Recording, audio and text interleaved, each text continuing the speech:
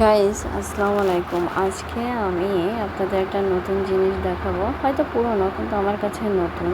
আমি গিয়েছিলাম আজকে খালিশপুরে, যেখানে শিল্প কারখানায় ভরপুর মানুষ আনাগোনা ছিল। এক সময়কার দিনে ব্যবসা বাণিজ্য ভীষণ গমগমে ছিল, কিন্তু এখন সেই জিনিসটা দেখাচ্ছি। দেখুন, পুরো ফাঁকা, মানুষজন নেই। আছে হয়তো গুটি কয়েক, তাদের নিজের কিছু কিছু কর্ম আছে, কিন্তু সেই মিল কারখানার সেই গমগমাটা এখন আর নেই।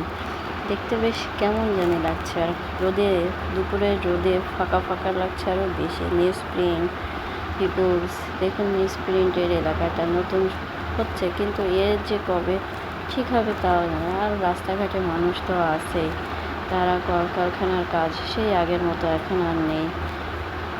মানুষ কাজ করে খাচ্ছে অন্যটা, কিন্তু খালিশপুরে সেই রমরমা, সেই ব্যবসা বাণিজ্য এখন আর নেই। দেখতে খুব খারাপ লাগে। আমাদেরও এক সময় ব্যবসা ছিল খালিশপুরে, তা এখন নেই। হয়তো সামান্য কিছু টুকটাক করে চলা হয়, এটাই। কিন্তু ভালো লাগে না। খালিশপুর আগে যেতে খুব ইচ্ছা করতো। মানুষের ভিড়, বেচা কেনা, অনেক কিছু ছিল, শিল্প কারখানাগুলা।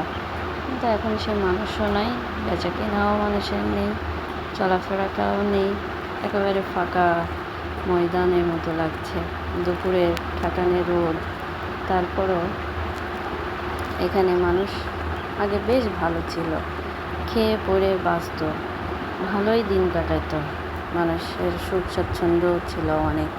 কিন্তু এখন আর সেই মানুষের সুখ স্বাচ্ছন্দ্যটা এখন আর নাই। জানি না সামনে আবার হবে কি না, আশা করি যাতে হয়। দেখুন কী অবস্থা রাস্তাঘাটে, মানুষের কেমন একটা সেই কারখানার সেই হাতল শিল্পকলা রয়েছে, কিন্তু মানুষের কাজকর্মটা আর নেই। ভালো লাগলে লাইক করেন, শেয়ার করেন, সাবস্ক্রাইব করে দেন।